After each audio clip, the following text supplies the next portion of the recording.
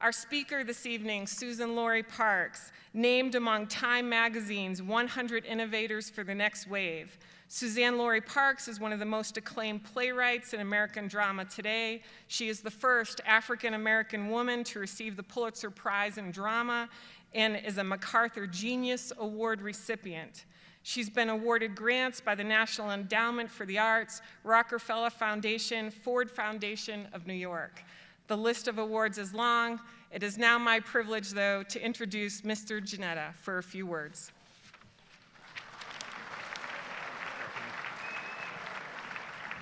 Thank you. Good evening, General Armacost. And it's great to see that you've continued your rock star status as dean for another year. I don't know many that get applauses quite like yours. Distinguished guests and cadets, it's great to be back for another year to introduce our keynote speaker this evening. And as I normally do, pull the old dusty box of Academy memorabilia to see if I could get some inspiration for the introduction. And when I opened it, I pulled out my yearbook from '75 and I started flipping through the pages, and the inspiration came. So let me hold that thought and ask you to do one thing. First, look to your left. Well, yeah, your left, my right. And look at the faces of the cadets around you. And now look in the other direction and look at the faces of the cadets around you.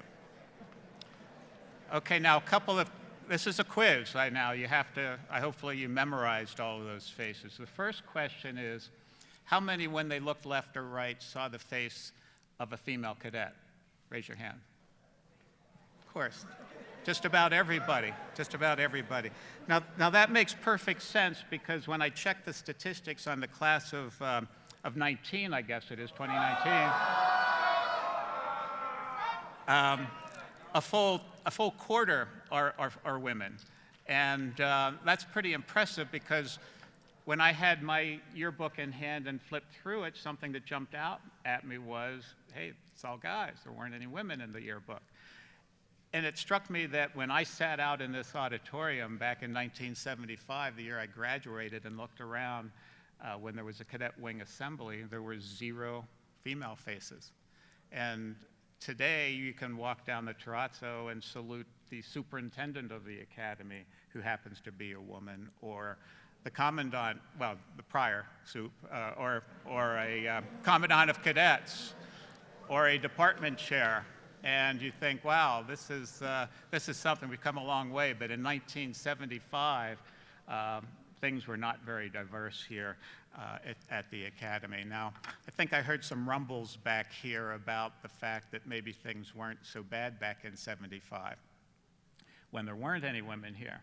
And it reminds me of a story that Colonel Harrington actually told me a couple years ago. I think we were out at dinner, and it was a story from Scripture.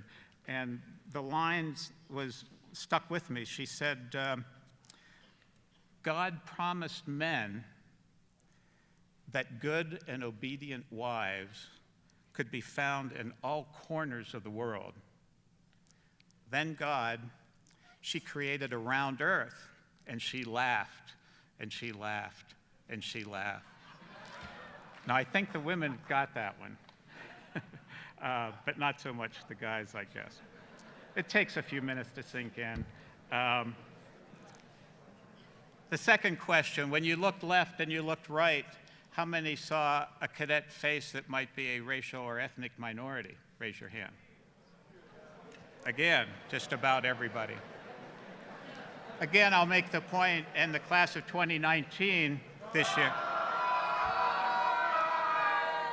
about a third of the class, or over 400, identify as racial or ethnic minorities.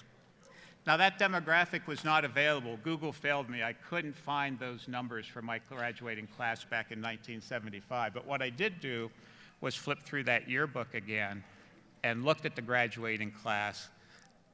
And as I flipped and counted and flipped and counted, when I got to the end, I realized that when I graduated in 1975, there were 14 African-American cadets in my graduating class.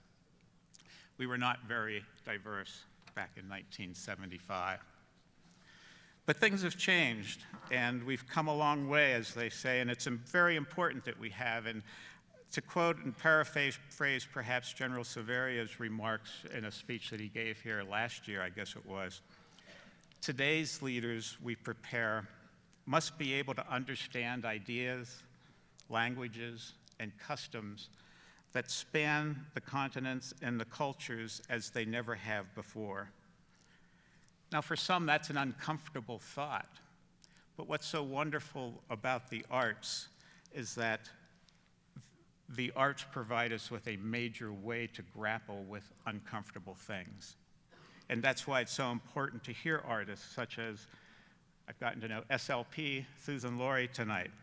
Now, you've heard about some of her accomplishments. Now, if truth be told, Suzan-Lori actually wanted to be a scientist. And her high school English teacher said, look, Suzan-Lori, you can't spell, so you can't be a writer. And she actually told her to study anything she wanted to, just don't study English. Now, Susan was very accomplished in physics and in chemistry, and she really thought that she would be a rocket scientist someday. And that was until she read Virginia Woolf's To the Lighthouse, a novel that Suzan-Lori said pulled her out of the science lab and into the literature lab. Now, there's no way we can know what amazing tweaks to the space-time continuum Suzan-Lori might have accomplished had she stayed in the science lab, but we can certainly be very grateful for the significant accomplishments she's already made and will continue to make in the literature lab. So please join me in a rousing cadet welcome for Suzan-Lori Parks. Susan?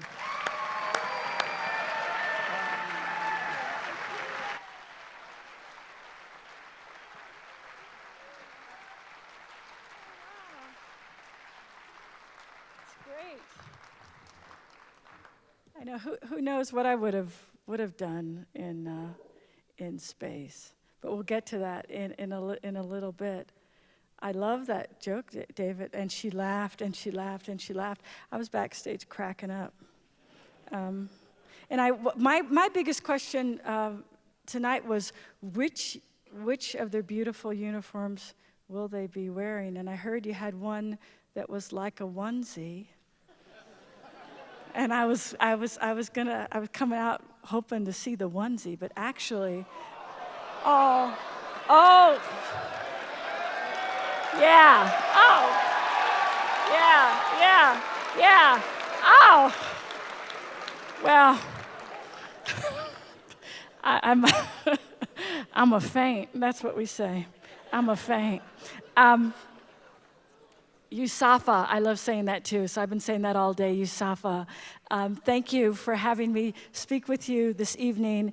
I'm very pleased to be giving the David L. Janetta Distinguished Lecture on War, Literature, and the Arts. Now, I have never been in the service, but I grew up as an Army brat. My dad was a career Army officer, and he served, he did a tour of duty in Korea and 2 tours of duty in Vietnam.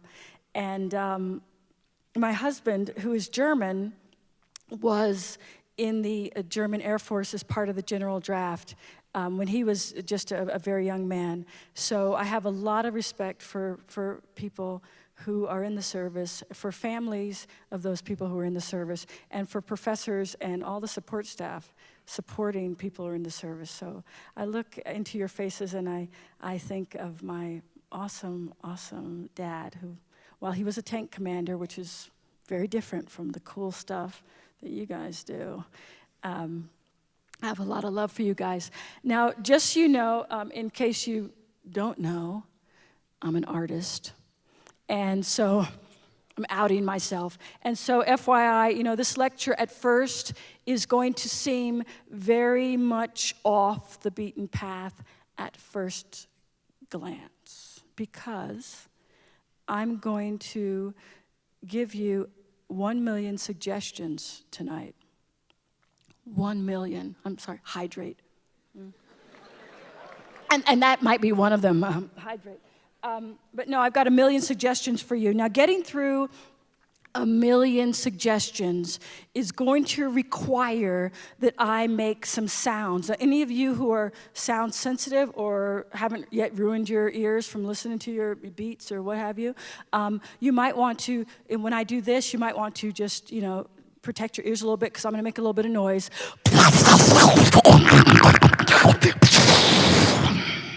Like that.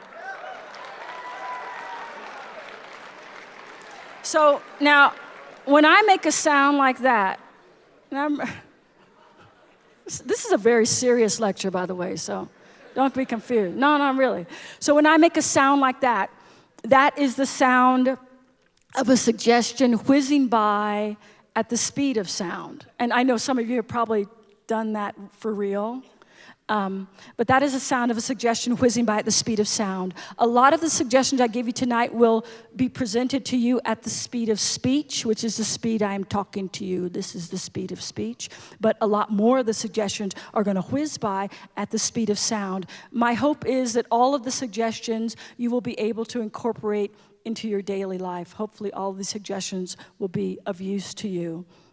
Also, as we travel through the million suggestions, I'm going to be gesturing a lot. So this is the text, the prepared text. When I depart from the prepared text, I'll be doing this, which means I've gone onto the access road, okay, the sidebar. When I do this, that means I'm talking about something in the past. When I do this,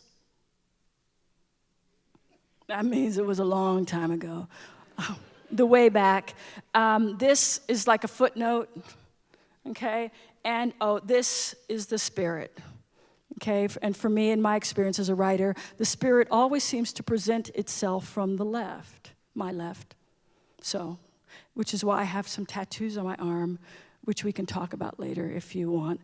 My favorite part of the evening, always, is the Q&A. So if you have any cues, I don't care how weird they are, I'd be pleased to chat with you after I give my lecture.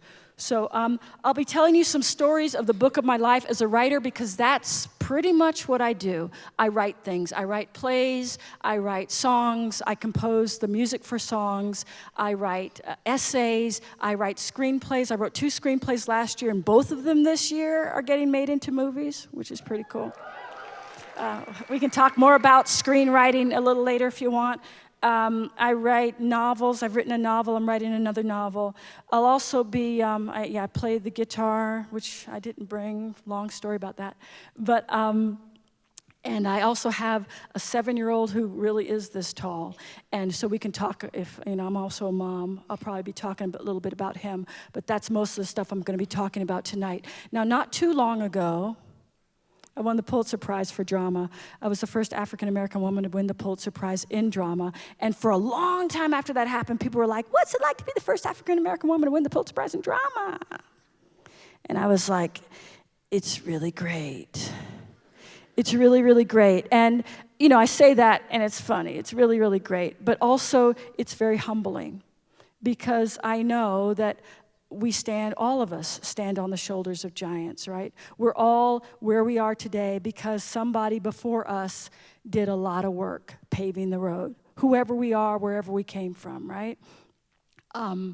When our people, whoever they were, dreamed of something better, we were what they were dreaming of. Think about that. I think about that a lot because, writing is a kind of service, and in the life of giving service, there are a lot of bumps in the road, and it's hard. So when things get really difficult, I think of all the people who came before me and how they dreamed of a better life and how I'm an example of the life they dreamed of. And I get a lot of strength from that. I started writing at a very young age. I was not this tall at 7. I was in the 4th grade, and I started writing in the 4th grade. One can start something wonderful at any age. I know you folks have accomplished a lot already, but you don't have to be in the 4th grade to start something great, okay? If you get the notion tonight, right now, to start something great, you feel, I think I'd like to fill in the blank. Now is a great time. Now is a perfect time, the perfect time to take the first steps on your beautiful path, okay? Say you want to do some writing, say you want to do some painting, something like that. Now is a beautiful time. The world is waiting for you to contribute something beautiful. Okay? The world is waiting for you to contribute something beautiful. And I know most of you are, all of you are scholars, all of you are brave, and a lot of you are into the sciences. But there's a lot of room, hopefully, in your curriculum to discover the arts and get into the arts. The world is waiting for you to contribute something beautiful. Today is an excellent day, as Mahatma Gandhi said, to be the change that you want to see in the world, even if you've already achieved something.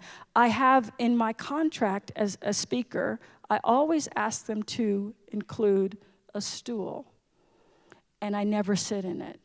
Well, I haven't yet. My idea is that it's never, I'm not ready yet to rest on my laurels.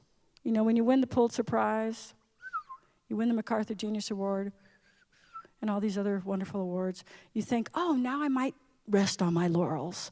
But I always have a stool on stage when I speak to folks that I don't sit in, because I like to remind myself that I'm not yet ready to rest on my laurels. I'm still working. I'm still working hard. I still get up at 6 a.m. and get to work at my writing desk. So I started writing in the 4th grade. My dad had come back from his 2nd tour of duty in Vietnam, and he and my mom had this great idea. They wanted their children to play music, so he took some of his money out of savings, and they bought a baby grand piano. And their idea was that I have a sister and a brother, and their 3 children would play beautiful music. And we all love playing music. We love playing outside more. Back in the olden days, you remember when children used to play outside. Now, not so much. My sister and brother loved playing outside. I loved playing the piano, and more than playing the piano pretty much, I loved sitting underneath the piano with my notebook. And one day my mother came looking for me, and she found me underneath the piano. I was sitting underneath the piano with the dog. And she said, "What are you doing?" And I was writing. And I said, "I'm writing my novel." Now, I had read at that point 2 novels. Yeah. Harriet the Spy. Has anybody read Harriet the Spy? Maybe a couple, yeah. It's great, right? Okay, Harriet the Spy, and another really great book called Hotel for Dogs. That's really great. It was also made into a movie by Nickelodeon, just FYI. If you don't want to read the book, you can watch the movie. But I had read those 2 books at that time, and I thought, now is the time for me to write my own novel, which brings us to suggestion number 1. Suggestion number 1 is entertain all your far-out ideas. What does that mean? Entertain all your far-out ideas. Entertain them. Invite them in. Sit them down at your table. Maybe give them a little something to drink, if that's what you like to do. You know, listen to what they have to say. Entertain all your far-out ideas. Allow them to take root in your life. Allow them to bloom.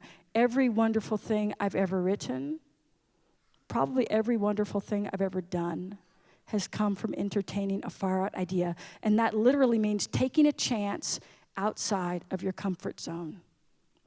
Right? Okay? Every single thing, Topdog, Underdog, deciding, yes, I'd like to become a mom. Every single beautiful thing, meeting my husband, everything I've done has come from taking a step or 2 or 3 outside of my comfort zone, okay?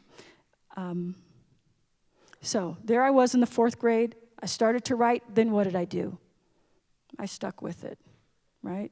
A lot of grit, a lot of determination, a lot of resilience. Just because I'm standing up in front of you guys tonight, you folks tonight, doesn't mean like the road was smooth. The road was not smooth. The road was very, very, well, it was blessed, but it was certainly not without stress. And like David told you earlier, I was an AP English student. They still have AP English in high school? They got AP English, right? Where you can take a class, right? They have, yeah? It's kind of, they probably call it like better than AP English now or something. Or AP English 2.0 or something. Right? Okay, so college prep, right? So I was in the college prep English class in high school, and I was all excited, and I could write great essays. They were very imaginative. And back then, well, I was a lousy speller. Let's just be honest. What's your tolerance for what my dad used to call off-color language?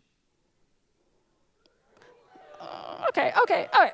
I'm just asking. I was a shitty speller, yo. I was shitty. I sucked. I sucked big time. I could not spell. Now, this was way back in the olden days when nobody had a personal computer, right?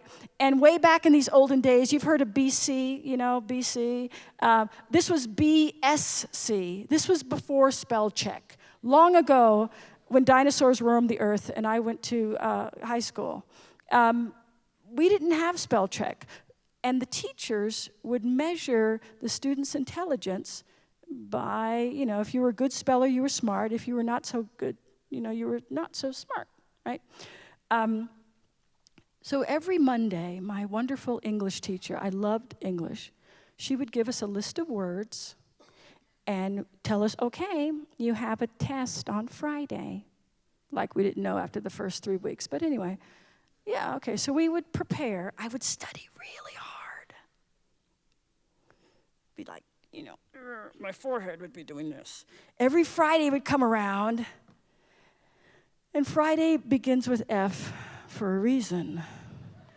Yeah. No matter how hard I tried, I would fail the spelling test. It was very traumatic. At the end of the school year, I had gotten into Mount Holyoke College, fortunately, because, of course, I overcompensated, right? Because I was getting these Fs every Friday in my English class. I wrote great essays. I did great in chemistry class, and all my other classes I was doing really well. So I managed to get into Mount Holyoke College. My SATs were really good. But my English teacher sat me down in her office and said, so she had that conversation you have before you go on to college?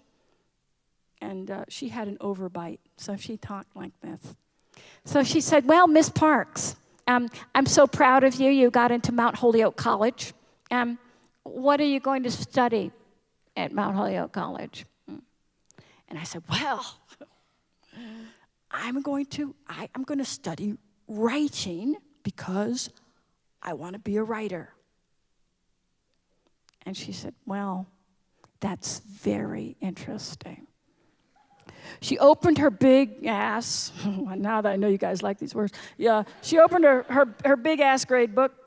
It was like filled with dust, the dust was coming off, and she was like Dickens or something, and she would look across, find your name, and go,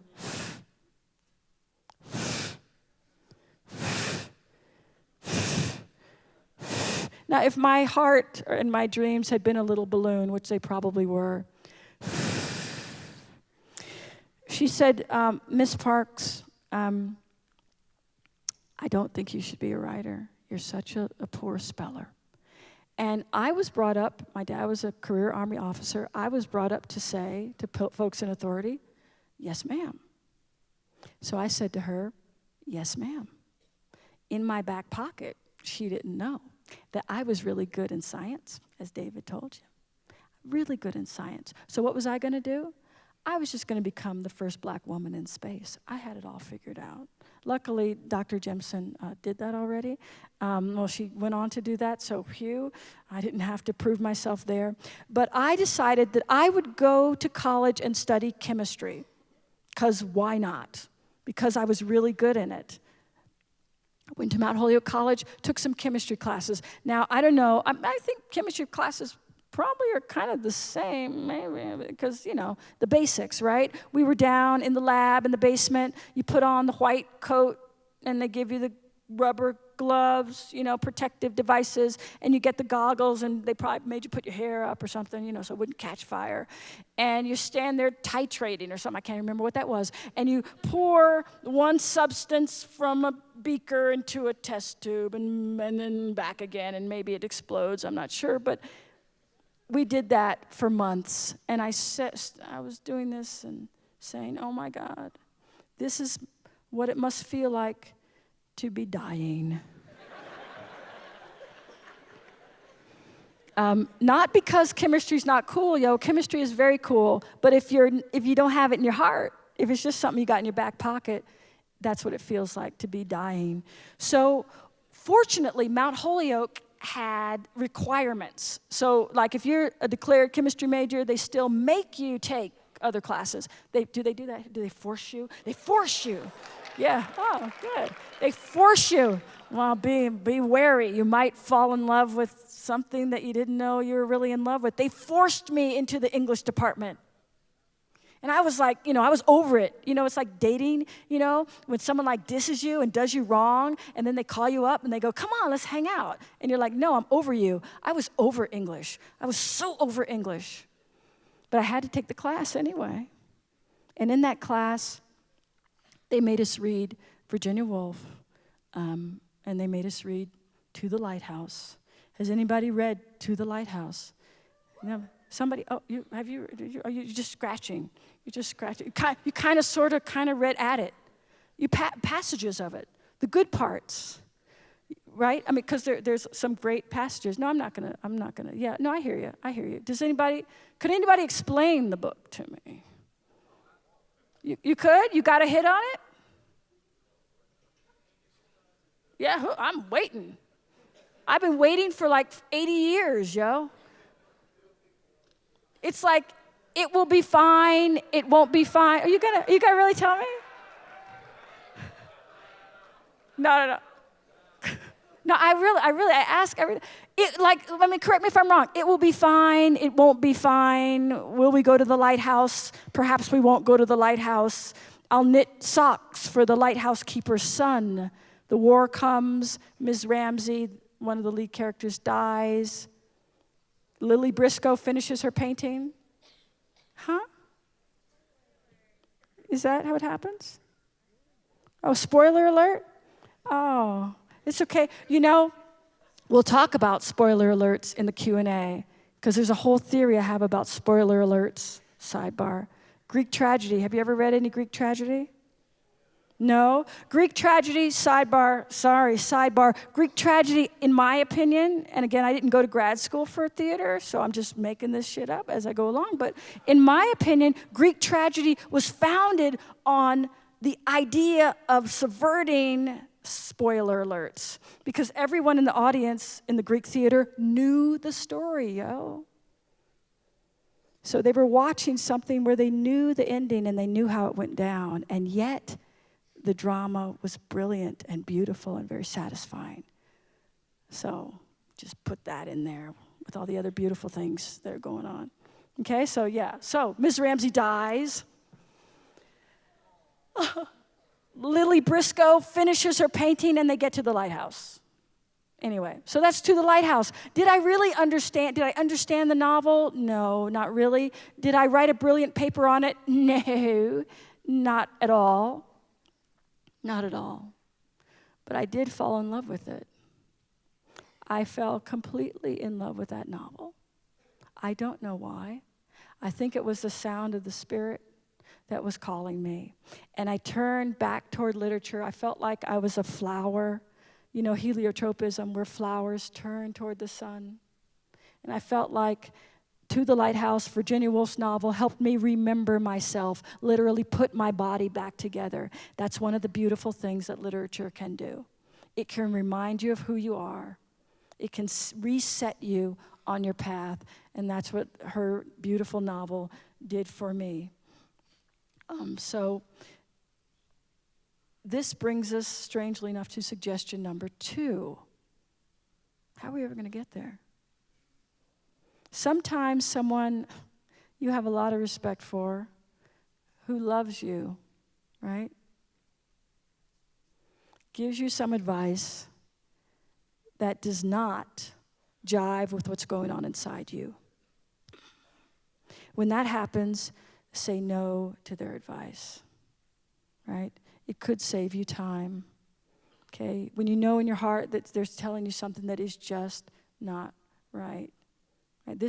We're developing the ability to, even in an environment, like a structured environment, like USAFA, right? You still have your own ideas. And it's important to keep those ideas alive and perhaps lay them alongside of what your brilliant professors and officers are instructing you. And if that doesn't make any sense, just forget that.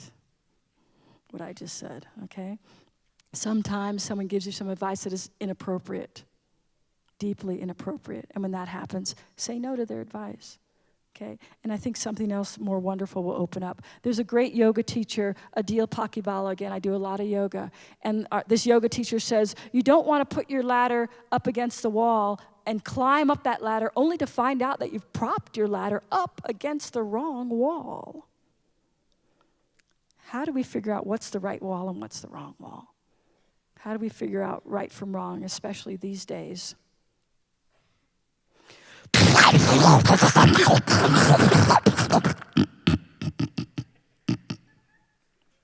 Suggestion 1,620.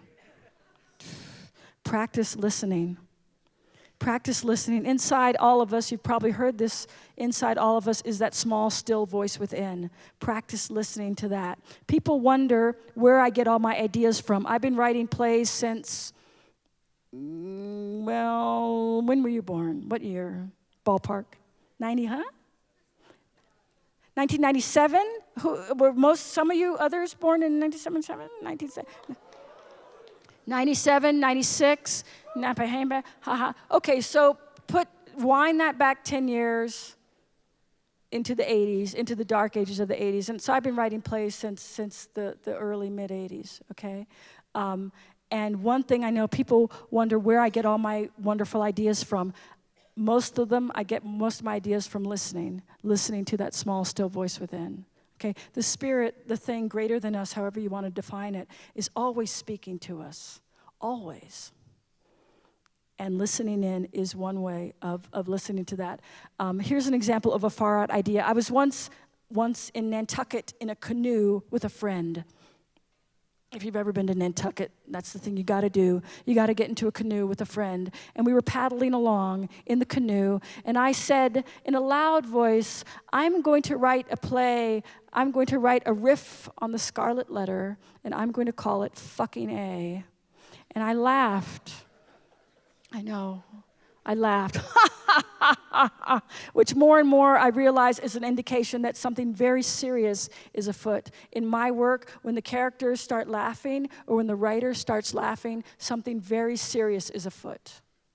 And I laughed, and I took my canoe, we took our canoe back to the shore, and I thought, that could work. I could actually do that, write a riff on the Scarlet Letter and call it Fucking A.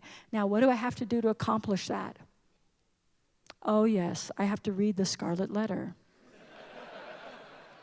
Yes, well, yeah. And I read the Scarlet Letter, and I wrote not one play from the Scarlet Letter, but I wrote 2 plays from the Scarlet Letter that have been, since that time, we opened them in New York, and they've played with great acclaim all over the world. Another example of entertaining a far-out idea. So back to the main body of the story. I was in college. I'd fallen back in love with literature. And then what did I do?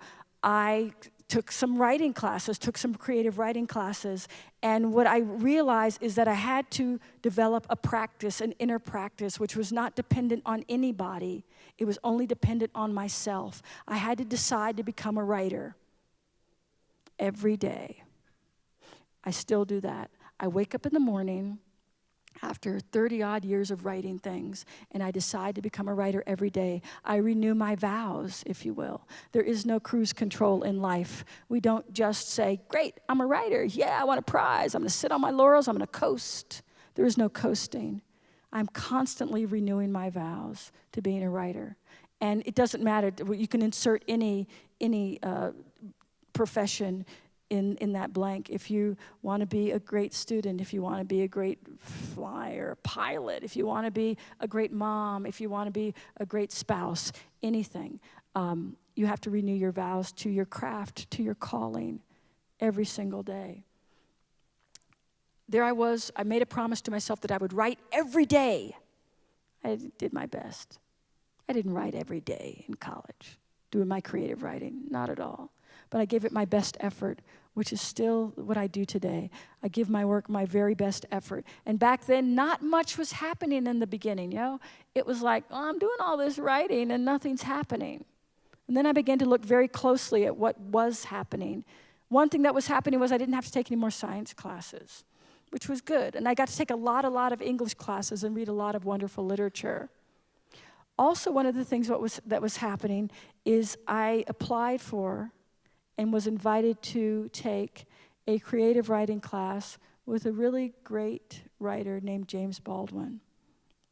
Have any of you ever heard of this writer named James Baldwin? He's a great writer. If you've never heard of him, you could Google him. He's brilliant, great. He's also an activist, and he was teaching his very first creative writing class back in the 80s, and I was lucky enough to get in the class. And the competition was fierce, and I got in the class. We sat at a library table. We met once a week. And Mr. James Baldwin, my parents had given me, knowing that I wanted to be a writer as a kid in the 4th grade, my parents had given me one of his books. He has written lots of books. They gave me a book called The Fire Next Time. I was in the 4th grade. They gave me this book called The Fire Next Time, which is not, right. It's not exactly what you give to a 4th grader. I didn't read it because it was kind of like scary, but I looked at the picture on the back of the book, and on the picture of the back of the book, there was his face. So I had an image of Mr. James Baldwin. I sat in the classroom on that very first day waiting for him to come into the room. I expected him to be tall like a mountain and enormous and, of course, very smart and very helpful, I hoped, and encouraging. He came in. He was a little shorter than me, and he was very fine-boned, and he had a head that was shaped like, a swab, like an alien's head. And he had eyes that could see through your best bullshit. And there he came into the class, and every week we would present our stories, and we would have to read them out loud. So, it's hard enough to read your stories to your friends. You're standing in front of this super famous writer, and you're reading your stories aloud. And, of course, we were all nervous. Now, everyone else in the class, they were more composed than I was. I think they were more accomplished. And they might have been better at writing also. They had a way of delivering their stories, very sophisticated. Me, when it came time for me to read my stories every week, these are short stories, right? I would stand up and read like this. So there was like a semester of that. Every time it came time, my turn, I would be like, and then, and I'd do the voices of the characters and kind of act out their movements and things like that. And I thought, this is how you present a short story. At the end of the semester, he looked at me and he said, Miss Parks, have you ever thought about writing for the theater? Now, I thought he was telling me that I sucked as a writer. Because I love dramatic writing, I love Shakespeare, I love Greek tragedy. But I didn't like the theater. The theater, to me, was where people, they wore like funny hats. And even though they were all American, they would be like, darling, like that. I hated that shit. I was a writer, I wanted to be like, a writer. He was saying, go to the theater. I was heartbroken. But I started writing my first play that very day, which brings us to suggestion number 3.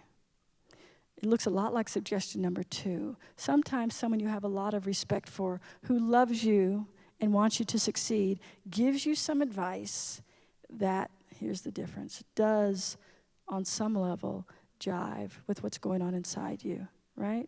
So the first one is this. The second one is this. And when that happens, take their advice, right? I started writing my very first play on that day. I tried my hand at the theater, and that's still what I'm doing, trying my hand in the theater. How do you know the difference between good and bad advice? There's that question again. You develop the practice of listening in.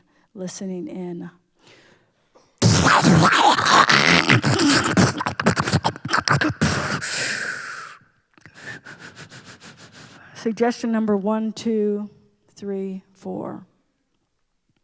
Your breath is your divine voice. take some time every day to listen to it. Even if you only have 30 seconds a day, take some time to listen to your voice. Does anybody other than me out here have a meditation practice? Anybody? I mean, yeah. One is the loneliest number. Maybe somebody over there, maybe. Oh, yes. All right, good. Okay, some people, great. It's, the best thing about meditation, it's free. Doesn't cost nothing. It's not religious. It's just about you sitting, preferably. You can also do walking meditation if you're into that. You sit, you turn on a timer, not your phone, but a timer like a kitchen timer. 5 minutes, first thing in the morning, and you just sit and breathe, and you can close your eyes if you want. Thoughts come racing through your head. It's okay, right? A lot of people, my husband included, first thing in the morning, what does he do? He does this. I'm like, honey, what are you doing? He's like, I'm checking my news feed. I'm like, This is the news feed.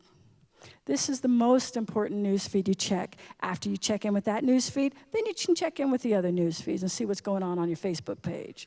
You know what I'm saying? Which is very important, I understand. But you want to spend some time. If you can't do it first thing in the morning, maybe the last thing at night, maybe in between activities, meditation practice, it's free. It will help you tremendously, okay? It has helped me tremendously. I have bandwidths that most of the people in my industry marvel at. Okay, I'm working right now on two of my movies that I wrote last year are getting made. If you've ever had a screenplay being turned into a movie, it's a huge amount of work. You got people on the phone demanding rewrites on 2 different projects at the same time. I have a new play going into production in a couple of months, casting actors, rewriting the play. The 7-year-old son who teaches me how to do the floss. Yeah, I've been practicing, yo. I mean, he makes me work, my son Durham. But on and on and on. I have so many projects. I have many bandwidths in my mind, like the rings of Saturn almost, that comes from a meditation practice. Okay, so it allows you to be more effective in your daily life. Anyone heard of neuroplasticity? A lot of times we think that by the time we become whatever, 17, 18, whatever, we're set, right? This is who I am. But the concept, and I just know a teeny bit of it, of neuroplasticity, is that we still have opportunities to regroove our mind, to identify habits that are less than helpful, and to replace them with habits that are more helpful. Okay, and that is just that it can be accomplished through a meditation practice. When you just, like we say I live in New York City, like we say on the corner in New York, get aware of your shit so you don't got to repeat it all the time, So, and meditation can really, really help with that. What are the things that I learned from James Baldwin? He got me into playwriting. I don't think I would have gotten into playwriting without James Baldwin's encouragement. And he also taught me how to conduct myself in the presence of the Spirit. What does that mean? How to conduct yourself in the presence of the Spirit. How does a writer, an artist, a person conduct themselves in the presence of the Spirit? You treat the Spirit as an honored guest. You invite them in. You entertain them lavishly. You also recognize that the Spirit is more powerful than the most powerful volcano. At least that, right? And you love the Spirit like you would love your bestie or your beloved, right? Yeah, the Wakanda phrase. I know that's a subtle shout out to everybody. My son, sidebar, we took him to see Black Panther, and he's tan, he says. I'm tan. He's very aware of the gradations in skin color in the African American community. He said, Mommy, am I from Wakanda too? I'm tan. And I said, honey, we're all from there. Because it's deeper than this. It's got to be. Yes, it is. Okay. Fast forward really fast. Graduated from college, moved to London, then moved to New York City. I didn't go to grad school. I had already had a wonderful teacher in James Baldwin, so I thought, I've had my teacher. I'd also read a well, a sidebar, a book called The Miseducation of the Negro, which made me a little suspicious of learning more about the arts in an academic setting. So I decided to go it alone, or go it with the community of New York City, and learn to be an artist by just working as an artist in New York City. Graduating from Mount Holyoke College, I had a lot of skills. I did not have any skill that would allow me to make money, strangely enough. Okay, I'm not gonna go there, but strangely enough, I took a course. That was a tangent on the tangent. I took a course at the Betty Owens Secretarial College, where I learned to type like 100 words a minute, and so that I could work in various offices for bankers. I worked in the World Trade Center long before the horrible attacks.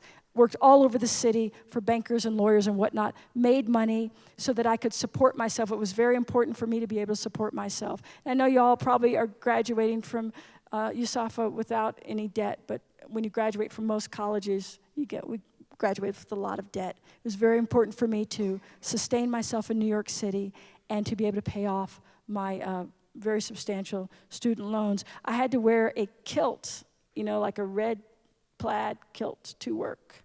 And pull my hair back so that I could look presentable. When I left work every day, I would go and hang out in the East Village, which was where all the poets hang out. I had friends who wore black all day long, every day. They would wear sunglasses all day, all night, and berets. It was kind of like some kind of cartoon for what an artist would be. Drinking absinthe, and smoking those unfiltered cigarettes. And they'd look at me coming home from work, having done this all day in a lawyer's office. And they'd say, oh, yeah, you're never going to be an artist because obviously you're not cool. Like that. So, yeah. Don't worry about being cool. Suggestion number 6,393, don't worry about being cool. Cool is overrated, big time, and besides, you'll probably miss out on all the fun. My first big break in New York City was I produced my own play. I wasn't sitting around waiting for the phone to ring, right? I produced my own play. I gathered my money together. I hired a director and some actors. There was a bar called The Gas Station, which was an actual gas station. They had taken away the gas pumps and made a bar out of it, and we would hang out there into the wee hours of the night. And one night the bar owner said, "You want to do one of your plays here?" And I was like, "Yeah." So he said, "Okay." He was very cool. He talked like this. "Okay, we'll buy the chairs. You buy the lights. We'll put on a show." I was like, right. So I ran down to the hardware store and bought all these clip-on lights and a lot of yellow industrial strength extension cords and connected them all around the bar. They bought the chairs. We rehearsed the play. It was very exciting. During the run of the play ran for 3 days, by the way, which is normal for an off Broadway show. During the run of the play, I would hide myself behind a piece of set furniture because in one hand I had one end of one extension cord, in the other hand I had the other extension cord, and lights up would be this, and lights down would be this. So through the whole play I was doing this. Yeah, the play ran 3 days. About 4 people came. My mom, my dad, I think my sister, and the homeless man who lived outside. It was October, it was cold. I felt as if I had arrived. I was a playwright. I was in New York City. I had worked a job. I had made enough money to pay folks to work with me. And I had a show. I didn't wait around for someone to call me. I made my opportunity. Right? I still feel that way today. I don't sit around waiting for people to invite me in. I sit home and make stuff. If nobody's calling me, I'll make something on my own, right? Suggestion 7,777. my dad says, this was one of my dad's favorite sayings. Now, my dad, grew up poor in Chicago, way, long time ago, joined the Army, ROTC, he went to college, and he joined the service because at the time, in the 50s, I think it was, when he went to college, they had just integrated the Army. Now, you guys, wow, integrated, right? Yay. Back in the day, folks who didn't look like you couldn't sit next to you. And of course, the women were somewhere, I don't know where they put the women, but, okay? Now, when they integrated the service, my dad and a lot of his friends thought, great, joining the service is really going to give us an opportunity. It's going to give us a fair shake. This country is dedicated to giving us a fair shake because they just integrated the service, right? And that's why he joined the service. But one of his favorite sayings was always, you make your luck. You make your luck. Okay? Suggestion number 68, you must do the thing that you think you cannot do. You must do the thing that you think you cannot do. I think Eleanor Roosevelt, the great Eleanor Roosevelt, said that. Now, I've been asked to speak about war, literature, and the arts. I've never been to war, which this day and age I think is a kind of luxury, right? That people like me haven't had to go to places like that. Of all the neighborhoods and Army bases that we lived on, and sometimes we didn't live on an Army base, but all the places that Dad got reassigned, none of them were like those war zone neighborhoods, So I've never had that kind of experience. If you figure that it was hard for me, because I became a writer, so if you figure it must have been hard for her to make friends, you're right. Very hard. Wasn't good at making friends. But what I used to do in high school is every lunch I'd go to the library and I'd make friends with the books. Books will never let you down. Going to the library and eating my lunch in my lap, sneaking it in the library, was much more pleasant than sitting by myself in the lunchroom. And that was my entire growing up, pretty much. I became a writer, so it turned out all right, But I always had the feeling being around books that the Great Spirit was always singing. And you can feel that in the books, The Great Spirit is always singing. I feel like my life is a song, and I honestly feel like everybody's life is a song. And all of our lives have this recurring theme, at least one recurring theme. One of my early recurring themes was that my dad would go away to war, and luxury, again, he would come home. Go away to war, and luxury, lucky us, he'd come home. That's a recurring theme in a big part of my life. And when he wasn't going to war and coming home, I don't know if you guys do it at USAFA, but in the Army they have this, they go into the field, to practice, do the war exercises. When I was born, my mom and dad tell me, when I was born, Dad was in the field. Not like in the olden days behind a horse and a plow, but he was preparing. He was getting in readiness for conflict, practicing for the war. Now, my husband's parents, he's German, right? They were in Germany during World War II. And my in-laws were children during World War II, and their parents were refugees from Poland and from Russia, right? Now, they committed all of those pedestrian, tragically common crimes of war. My Schwiegereltern, I can only think of it in German, it's funny. My in-laws' parents, right?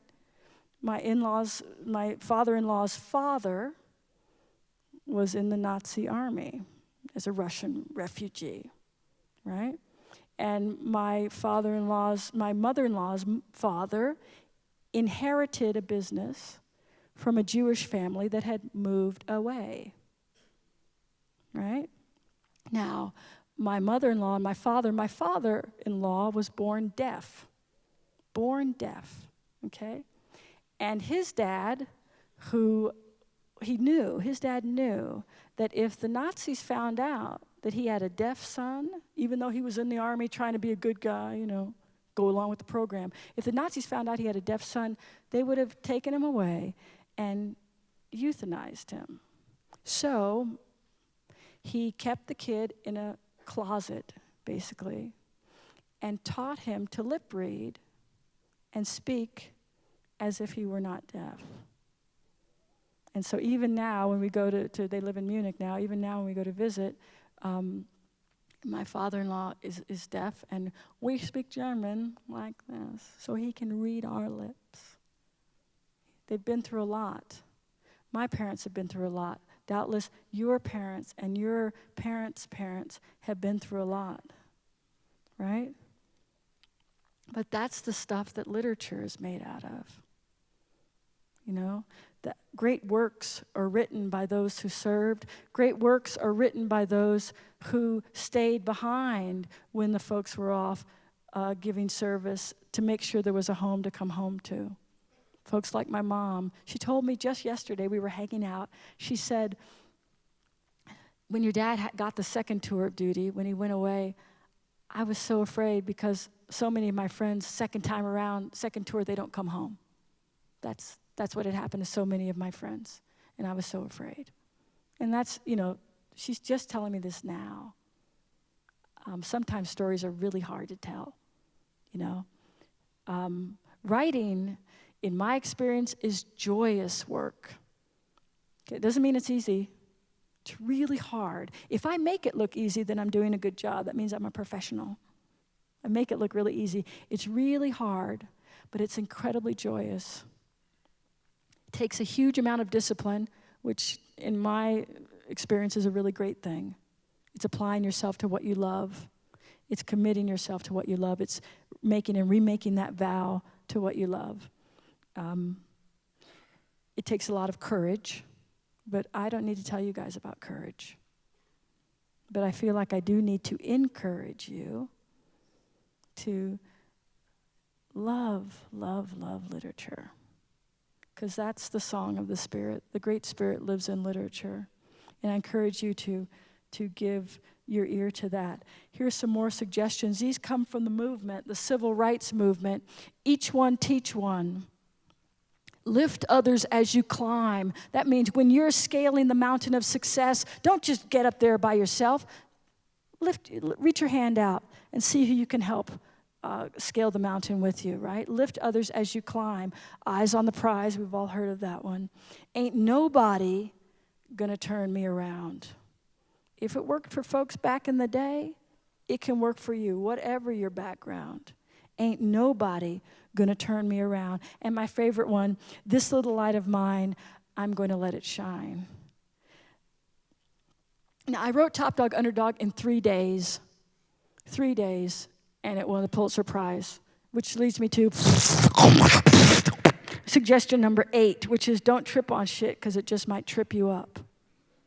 So I try not to focus on the fact that I wrote that very quickly and that it won a big prize and everything. And it was named, a couple of months ago, the New York Times ranked the plays in the last 25 years, and Topdog, Underdog, they said, was the best play in the last 25 years. So that's pretty good. 3 days. Thank you. That's very kind. But I really work to not trip on it because I want to stay focused on things that are what I'm doing right now. Suggestion number 5, be a theater of one. Be a theater of one. A lot of us wonder, how can I make a positive difference in the world? How can I do my part to make sure this country stays true to its positive and beautiful core values, right? And I tell my students and my friends, let's be a theater of one. That means every single day, like Shakespeare said, all the world's a stage, right? Every single day, you're the star of your play. And you're going to show how things should be through your actions, right? And this is like regardless of who you voted for or whatever, there are some core values in this country that I think we should just be mindful of as we go forward into the next 1,000 million years, which hopefully will be very beautiful. Suggestion number 99. Oh, I forgot to mention. Yeah, these aren't in order. which you probably noticed. Suggestion number 99, when you get an award, regardless of the award, know that you've been called upon to increase the amount of kindness and compassion in the world. So many people I know think that getting an award allows them to be an asshole. It's exactly the opposite. The fine print of your award says you have been called upon to show compassion and my parents used to say all the time, you are the ambassador of your race.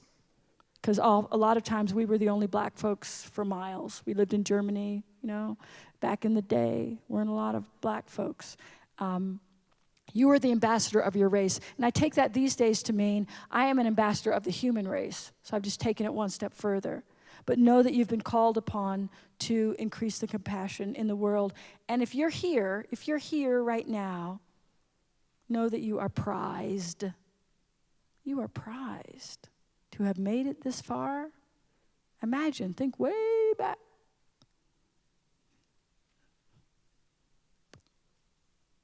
You made it this far, right? You are highly, highly loved and highly, highly valued. You've been called to represent. And I hope that you bring that beautiful thing into the world. Oh, pick me. Suggestion number 555,512. Always recognize the value of kindness. Suggestion number 915, practice radical inclusion. Practice radical inclusion. Radical inclusion is not this. This is like, right, that's comfortable. I want you to go a little bit past your comfort zone, right? A little bit past your comfort zone. And this gesture I reserve for people who are not like me. It's a spiritual practice, right? Sometimes I just practice it in front of the television. When someone comes on television I don't agree with, instead of doing this, I just do this. Because what I realize is I'm a lot more like them than I really want to admit. Practice radical inclusion. Oh, okay. We're at suggestion number 1 million. Suggestion number 1 million is enjoy the trip. Enjoy the trip. Enjoy the trip. Thank you.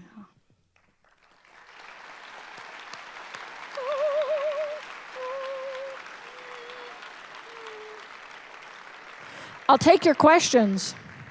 I will take your questions. Does anybody have a question? I hear you're very courageous.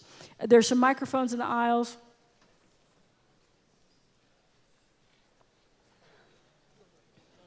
You got it.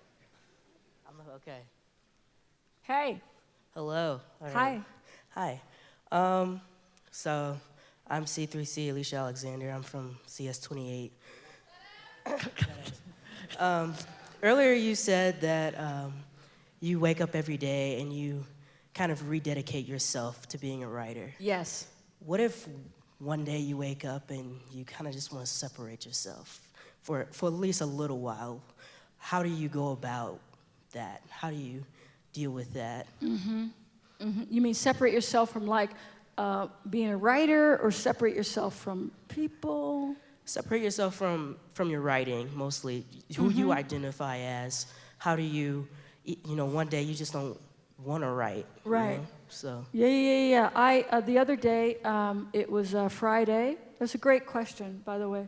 The other day, it was Friday, and I was in one of those places, and I wrote in my notebook, "Leave me alone forever." Because, yeah, sometimes it's like that. What I'm talking about is bring your best effort. So if you bring your best effort, your honest effort, and your honest effort is, I just can't do it today, that's actually beautiful and perfect. Right? Do you understand? A lot of days are like that. There are going to be days like that, Does that help? Yes, thank you. Thank you. Hi. Hi. C. Avery Chapman from CS25. Hey. That is so cool. So,